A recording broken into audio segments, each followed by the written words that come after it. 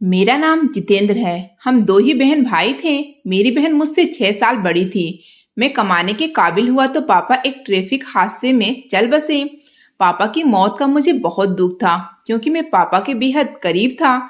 घर में बहुत सन्नाटा छा गया था। पापा ने अपनी जिंदगी में ही मेरी बहन को विदा कर दिया था। वो अपने घर की हो गई थी। पापा की मौत के बाद चंद हफ्ते हमारे साथ गुजारकर मेरी बहन संजना वापस लौट गई थी। घर में मैं और मम्मी ही रह गए थे। मम्मी हर वक्त पापा को याद करके रोती रहती, तो मैं मम्मी की हालत देखकर उदास हो जाता।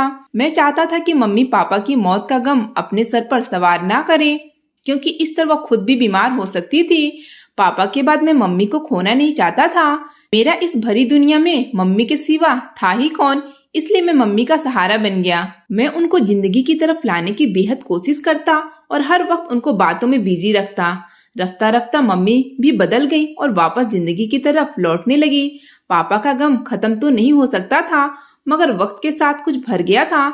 मम्मी को मेरी शादी की फिक्र हुई तो वो लड़कियों की तलाश में निकल खड़ी हुई। मैं भी खुश था कि चलो इसी बहाने मम्मी कुछ बदल गई थी। मैं चाहता था कि मेरी जिंदगी में कोई ऐसी लड़की आए जो मेरी माँ को मुझसे अलग ना कर सके, बल्कि वो हमारे घर और हमारे माहौल में घुल मिल जाए। मम्मी की भी यही ख्वाहिश थी। मम्मी ने अपने काफी जानने वालों को लड़की के लिए कह रखा था, और आखिर एक दिन मम्मी की तलाश खत्म हुई और मम्मी ने मेरी बहन के ससुराली रिश्तेदारों की बेटी को मेरे लिए पसंद कर लिया। मम्मी ने मुझसे मेरी राय पूछी तो भला मुझे क्या एतराज होना था। मैं मम्मी की पसंद और मर्जी में खुश था। मैं चाहता था कि मम्मी अपनी पसंद से ही बहू इस घर में लाए, ताकि बाद में भी मम्मी को वो पसंद ही रहे और मम्मी उसमें कभी कमी न निकाल सके। लड़की वालों ने भी फौरन ही रिश्ते के लिए हाँ कर दी और मम्मी शादी की तैयारियों में बिजी हो गई। मैं मम्मी को तैयारी करते देखता तो मुस्कुरा देता। दुनिया जहान की कोई ऐसी चीज ना थी जो उन्होंने अपनी बहू के लिए ना ली हो। वो बड़े अरमान और शौक से मेरी बीवी के लिए जोड़ी तैयार कर रही थी। मेरी बहन भी उनका भरपूर साथ देती। वो रोजाना ही मम्मी के साथ बाजार जाने को आ जाती थी और दोनों जी भर कर खरीदारी करती। वक्त पर लगाकर गुजरा और मेरी बीवी अंजलि मेरी जिंदगी में चली आई। अंजलि एक हंसमुख और जिंदा दिल लड़की थी। उसने मेरी जिंदगी खुशियों से भर दी। उसने जल्द ही अपना मकाम मेरे दिल में और इस घर में बना लिया। और मम्मी की बहुत इज्जत और देखभाल किया करती और मम्मी के आगे पीछे घूमती। मुझे उससे कभी किसी किस्म की कोई शिकायत ना हुई। वैसे अभी हमारी शादी को ज्यादा अरसा नहीं गुजरा था, मगर फिर भी मुझे मालूम हो गया था कि वो अपनी जिंदा दिली से कभी भी मम्मी के दिल से नहीं उतरेगी, क्योंकि वो इज्जत करने वाली और ख्याल करने वाली लड़की थी। वो दिल की बहुत अच्छी थी। मुझे उसके बारे में काफी कुछ अंदाजा हो चुका था। मुझे अपनी किस्मत पर यकीन नहीं आता था कि मुझे इतनी अच्छी बीवी मिली थी, जिसने आकर मेरे घर को स्वर्ग बनाया। वो हर काम वक्त पर करती। उसमें सलीका और तरीका कूट कूट कर भरा हुआ था। दफ्तर में भी सभी लोगों ने महसूस किया था कि मेरे अंदर कितनी बदलाव आई थी। मुझे खाना हमेशा वक्त पर मिलता और कपड़े धुले धुले तैयार मिलते, तो मुझे दफ्तर पहुंचने में भी किसी किस्म की तकलीफ ना होती। उसके आने से पहले मेरे तमाम काम मम्मी ही किया करती थी, मगर मैं मम्मी को ज्यादा काम नहीं करने देता था और अपना काम खुद करने की कोशिश करता। मगर मैं इस तरीके से काम नहीं कर पाता था जैसे अंजलि किया करती थी, इसलिए मैं अक्सर दफ्तर के लिए लेट हो जाता और कपड़े मुझे इस तरीके से इस्त्री ना हो पाते थे जिस तरह एक औरत कर सकती थी। वह मेरे कपड़े इस तरह इस्त्री करती कि कपड़ों पर एक भी सिकन बाकी ना रहता। मैं अपनी जिंदगी में बहुत खुश था और भगवान का शुक्र अदा करता था कि मुझे ऐसी बीवी मिली। अंजलि के आने से हमारे घर में भी रौनक आ गई और मम्मी का भी दिल लग गया था। भगवान ने मुझे 3 साल के अंदर 2 बेटियां दी, तो मेरी खुशी की इंतहा ना रही। मुझे बेटियां बहुत पसंद थी और मेरी बेटियां तो थी भी इतनी प्यारी, बिल्कुल परियों जैसी। मैं अपनी बेटियों पर जान छिड़कता था। अंजलि अब बहुत बिजी हो गई थी। वो अपनी बेटियों के साथ साथ मेरा और मम्मी का बेहद ख्याल रखती और मम्मी को घर के किसी भी काम को हाथ लगाने ना देती। मम्मी भी अपनी पोतियों को पाकर बहुत खुश थी। वो सारा दिन अपनी पोतियों को संभाल कर बैठी रहती। अंजलि घर के कामकाज निपटा लिया करती। दोनों सास बहू में बहुत प्यार था। मैं कभी कभार डर जाया करता था कि कहीं सास बहू के इस प्यार को मेरी नजर ही न लग जाए। मैंने रिश्तेदारों और आस पड़ोस मोहल्ले वालों में हमेशा यह देखा था कि बहू के आते ही घर बिखर जाया करता था। हमारे मोहल्ले की अक्सर औरतें मम्मी के पास आकर अपनी बहुओं की बुराइयां किया करती थी कि किस तरह उन्होंने उनका नाक में दम कर रखा है।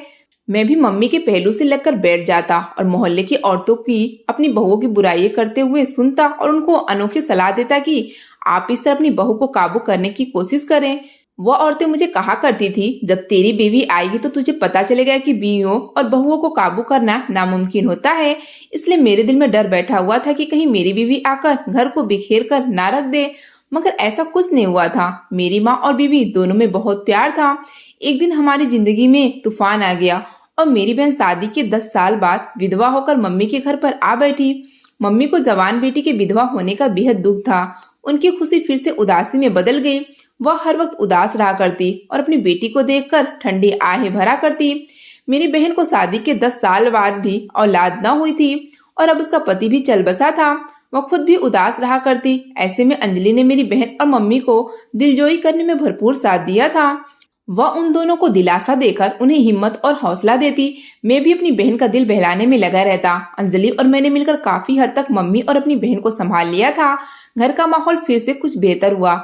मगर कुछ अरसे में न जाने ऐसा क्या हुआ कि मम्मी ने मुझसे दबे दबे लफ्जों में मेरी बीवी की शिकायतें करना शुरू कर दी। मैं हैरान था कि ऐसा क्या हो गया कि अंजलि ने मम्मी को शिकायत का मौका दे दिया। मैंने एक दो बार मम्मी की शिकायतें सुनकर अंजलि को डांटा तो वो हैरत से मुझे देखने लगी, लेकिन उसने मुझसे कोई बहस ना की और सिर्फ इतना कहा कि मैं कोशिश करूंगी कि आइंदा इनको मुझसे कोई शिकायत ना हो। मगर कुछ अरसे में दोबारा मम्मी को उससे शिकायतें शुरू हुई। अब की बार तो मम्मी के पास शिकायतों का अंबार था। मैं समझने से नाकाम था कि आखिर ऐसा क्या हुआ। मैंने जाकर अंजलि की खबर ली तो वह भी फट पड़ी। उसने मुझसे मम्मी की ढेरों शिकायतें कर दी। मैं उसकी शिकायतें सुनकर हैरान था। ना तो मेरी मम्मी ऐसी थी जैसे वो बयां कर रही थी और ना ही अंजलि ऐसी थी जैसे मम्मी ने बयान किया था। मैं उन दोनों को अच्छी तरह जानता था और उनके आपसी संबंध का हमेशा तारीफ किया करता था।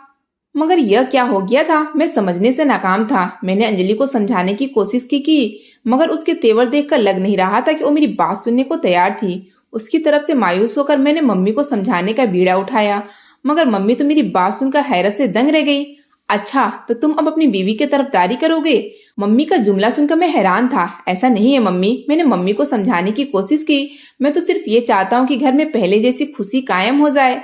अब ऐसा मुमकिन नहीं। तुम्हारी बीवी के तेवर बदल गए हैं। शायद उसको मेरी बेटी का यहाँ रहना पसंद नहीं आया, मगर वो और कहाँ जाएगी? उसके बाप का घर है और इस घर में उसका भी हिस्सा है। मैं हैरान होकर मम्मी की बातें सुन रहा था।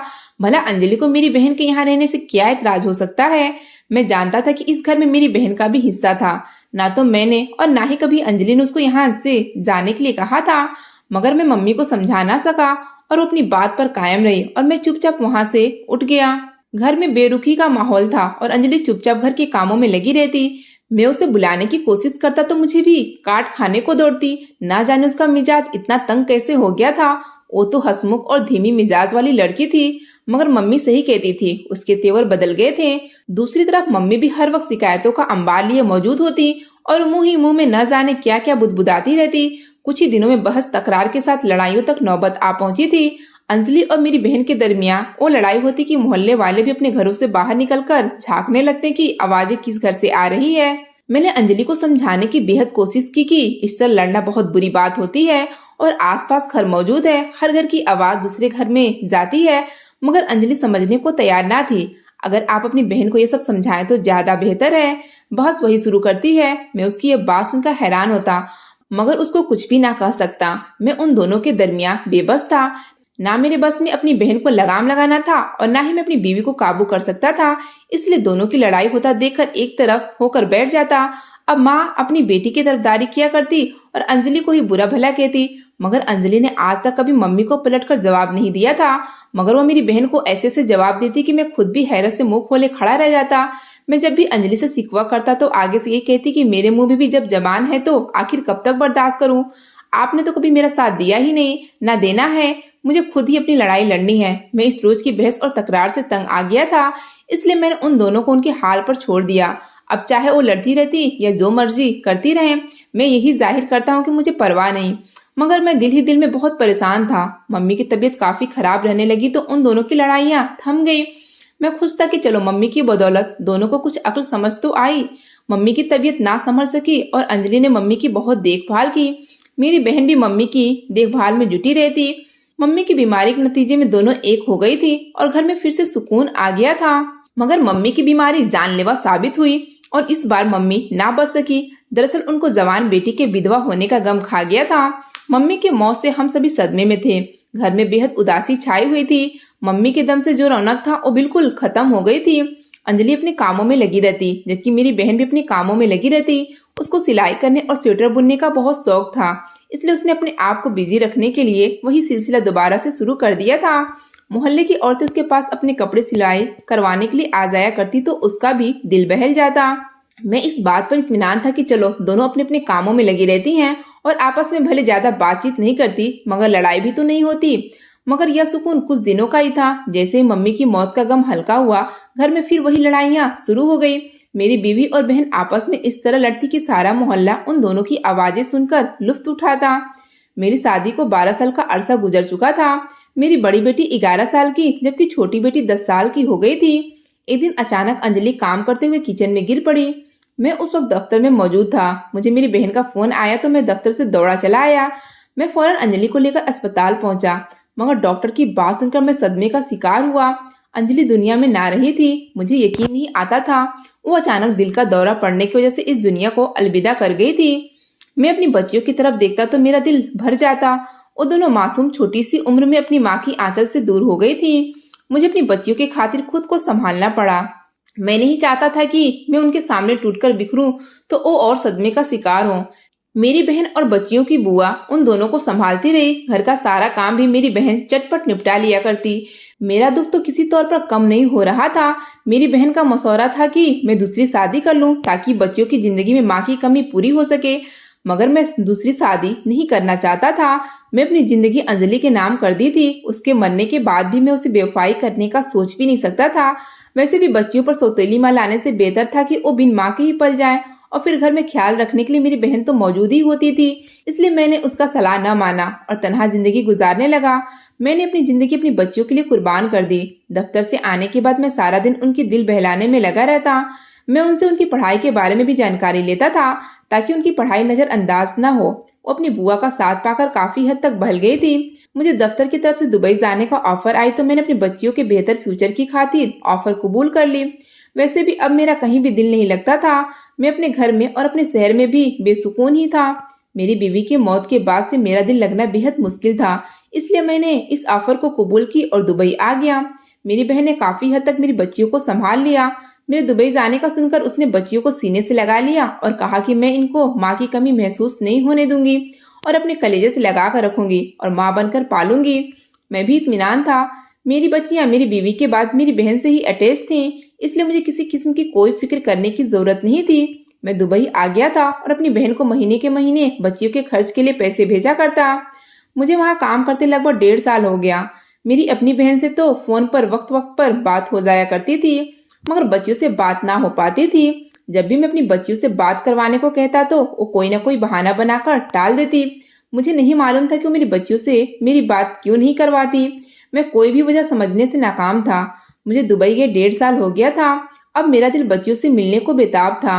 जब मुझे छुट्टी मिली तो मैं बगैर बताए इंडिया चला आया।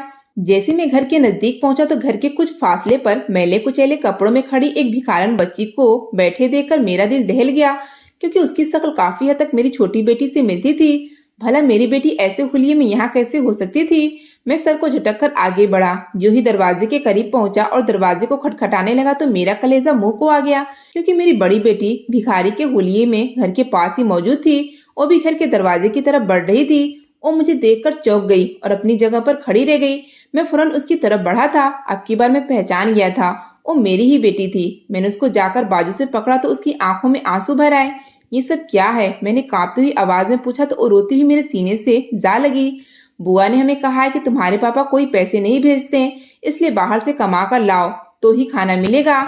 हम दिन भर की दहाड़ी इकट्ठी करके पहले बुआ के हाथ पर जाकर रखते हैं तो हमें कुछ खाने के लिए मिलता है।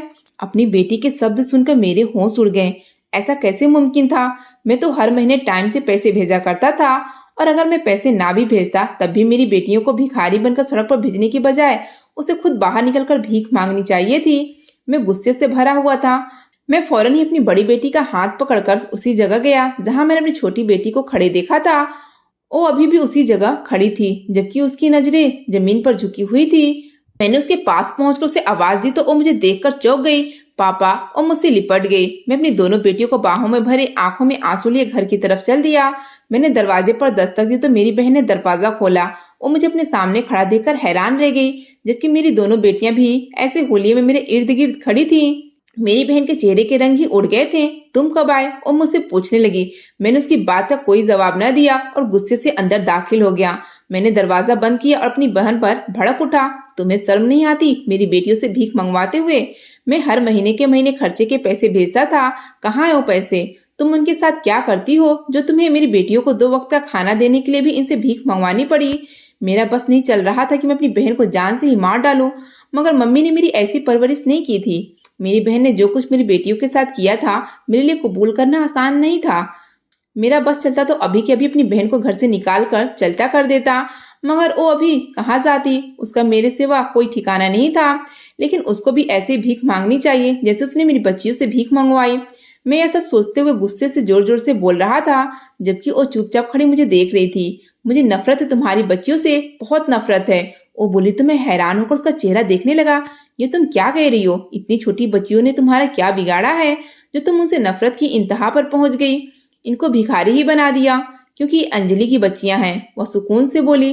तो मैं चौंक गया। क्या मतलब कि अंजलि की बच्चियां हैं? तुम अंजलि से इस तरह की नफरत करती थी कि तुमने उसके बच्चों की इस हाल तक पहुंचा दिया?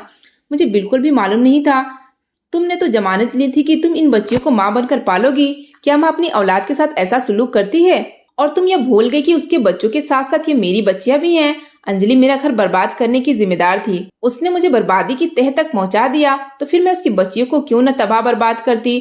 जाने वह क्या बोल रही थी। वो घर में अकेली थी, इसलिए मुझे लग रहा था कि उसका दिमाग खराब हो गया है। तुम पागल तो नहीं हो गई? क्या कहे जा रही हो? मैं गुस्से में खड़ा था, मगर उसके सुलूक में कोई फर्क नहीं आया था। वह सुकून सा चेहरा लिए कमर पर हाथ रखे कुर्सी पर जमकर बैठ गई, जबकि मैं हैरान परेशान खड़ा उसे देखता रह गया। शादी के 10 साल बाद तक मुझे औलाद नसीब न हुआ था। मेरा पति चाहता था कि वो दूसरी शादी कर ले।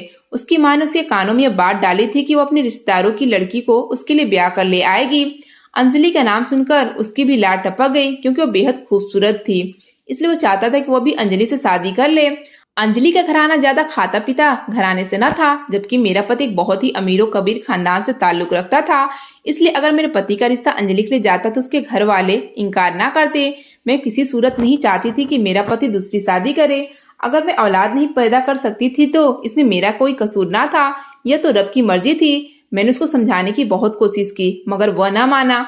उसने यही कहा कि जैसे मेरे माँ बाप चाहते हैं मैं वैसा ही करूंगा, और अगर वह चाहते हैं कि मैं औलाद के लिए दूसरी शादी करूं तो मैं दूसरी शादी करके रहूंगा। मैं उसके रवैये पर हैरान थी। मैंने अपनी तरफ से उसकी देखभाल में कभी कोई कमी नहीं आने दी थी, और इस सब का सिला उसने मुझे यह दिया था कि दूसरी शादी करने को तैयार था। मैंने अपने सास ससुर की सेवा में भी कभी कोई कमी नहीं छोड़ी थी, और अपनी जिंदगी के अच्छे दिन भी उनकी सेवा में गुजारे थे, जबकि मेरे खराब वक्त में वही मेरे खिलाफ डटकर खड़े हो गए थे और अपने बेटे को दूसरी शादी के लिए उकसा रहे थे। मैं बिल्कुल तन्हा थी। मेरा साथ देने के लिए कोई भी तैयार नहीं था। मैं अपने पति की बहुत मिन्नत तक की, मगर वो नहीं माना, तो मैं भी जिद पर उतर गई। मैंने उससे लड़ाई झगड़ा शुरू कर दिया। अब तो बिल्कुल ही डट गया कि वो दूसरी शादी करके रहेगा। अब मेरी सास अंजलि के घर रिश्ता भेजने का प्लान बनाने लगी। इससे पहले कि अंजलि के घर रिश्ता जाता, मैंने मम्मी को कहा कि वो तुम्हारे लिए अंजलि का रिश्ता भेज दें। मम्मी ने ऐसा ही किया और अंजलि के घर वालों ने तुम्हारा रिश्ता कबूल कर लिया, और मैंने जल्द से जल्द तुम्हारी शादी करके अंजलि को तुम्हारे साथ विदा करवा लाई। मैंने ऐसा सिर्फ इसलिए किया कि मेरे पति दूसरी शादी न कर पाए। मेरा पति मेरी चालाकी पर हैरान परेशान रह गया। उसे उम्मीद नहीं थी कि मैं इस हद तक चली जाऊंगी कि उसको दूसरी शादी से रोकने के लिए अपने भाई की शादी अंजलि से करवा दूंगी, मगर मैं यह कर चुकी थी। वह हाथ मसलता रह गया। मैं किसी और लड़की से दूसरी शादी करूंगा, पर मैं दूसरी शादी करके ही रहूंगा। मेरे पति ने मुझे उंगली दिखाकर चुनौती कर दिया था, मगर मुझे अब कोई परवाह न थी, क्योंकि वो किसी से भी दूसरी शादी करता तो करता, मगर मैं नहीं चाहती थी कि वो अंजलि से किसी सूरत शादी करे, क्योंकि मैं जानती थी कि वो चंद दिनों में मेरे सास ससुर और मेरे पति के दिल में अपना घर बना लेगी। मैं उसके अच्छे बर्ताव और उसकी नरम दिल के बारे में जानती थी। अंजलि के अलावा वो मुझ पर कोई भी सौतन ले आता, मुझे कोई परवाह न थी। एक दिन हमारा झगड़ा इतना बड़ा हुआ कि मेरे पति ने गुस्से में आकर मुझे तलाक दे दी और घर से चला गया। वो गुस्से से घर से निकला था, इसलिए अपनी गाड़ी किसी दूसरी गाड़ी से टकराकर बैठा और हादसे का शिकार होकर जिंदगी से चल गया। वो गुस्से से घर से निकला था, इसलिए अपनी गाड़ी किसी दूसरी गाड़ी से टकरा बैठा और हादसे का शिकार होकर जिंदगी से चला गया। उसकी मौत की वजह से मेरी इज्जत रह गई और मैंने बाकी की जिंदगी उसकी विधवा बनकर गुजार दी, वरना वो मुझे बाकी की जिंदगी तलाकशुदा बनकर गुजारनी पड़ती। मुझे अंजलि पर बेहद गुस्सा था, हालांकि मैं जानती थी इस सब में उसका कोई कसूर नहीं, फिर भी वो मुझे इंतहाई जहर लगती थी। मैंने मजबूरी में उसे अपनी भाभी बनाया था, वरना वो मेरी भाभी बनने के काबिल नहीं थी। इसलिए मैंने उसे सताने और तंग करने के लिए कोई भी मौका हाथ से नहीं जाने दिया। मैं उसे ताना देती कि मेरा पति उस पर फिदा था और उसने मेरे पति के साथ चक्कर चला रखा था, हालांकि वो बेकसूर थी और वो तो इस बारे में जानती भी ना थी, मगर मैंने उसे तंग करने में कोई कसर नहीं छोड़ी थी। मेरी नफरत उसकी मौत के बाद भी कम ना हुई और उसकी बच्चियों पर उतरने लगी, इसलिए मैंने उसकी बच्चियों को इस हद तक तबाह बर्बाद कर दिया जिस हद तक मैं खुद तबाह और बर्बाद हुई थी। और मरने से पहले मेरा पति मुझे तलाक देकर घर से निकला था। अपनी बहन की बात सुनकर मैं अफसोस से अपने बाल नोचने लगा। मैंने अंजलि पर कभी यकीन न किया था। उसने मुझे कहा भी था कि वो अपनी बहन से पूछे कि सब लड़ाई की वजह क्या है, मगर मैंने अपनी बहन से कभी नहीं पूछा। मैं सोच भी नहीं सकता था कि मेरी बहन इस हद तक गिर जाएगी कि वह अपने बदले के लिए उसके साथ इस कदर बुरा सलूक करेगी और नफरत में इस हद तक बढ़ जाएगी कि उसकी बच्चियों को भी नहीं छोड़ेगी। मेरा दिल तो चाह रहा था कि उसे हाथ पकड़कर घर से निकाल दूं, मगर मैं ऐसा नहीं कर सका। वह जैसी भी थी, पर थी तो मेरी बहन ही, इसलिए मैं अपनी बच्चियों की खुद ही खबर रखूं, यही बेहतर था। मैं अपनी बहन को घर से निकाल नहीं सकता था, इसलिए मैंने घर के बीच में दीवार करके 2 हिस्से बना दिए और एक हिस्सा अपनी बहन को दे दिया और दूसरे हिस्से में अपनी बच्चियों के साथ रहने लगा। मैंने दोबारा दुबई जाने का इरादा खत्म कर दिया था और इधर ही रहकर अपनी बच्चियों की बेहतरीन परवरिश करने लगा। मैं नहीं चाहता था कि दोबारा कभी ऐसी हालात से गुजरे। अगर आपको आज की कहानी पसंद आई है तो वीडियो को जरूर लाइक कीजिएगा और अपने दोस्तों के साथ भी शेयर कीजिएगा। और हाँ, अगर आपने अभी तक हमारा चैनल सब्सक्राइब नहीं किया तो जरूर सब्सक्राइब करें। मिलते हैं कल एक नई और दिलचस्प कहानी के साथ।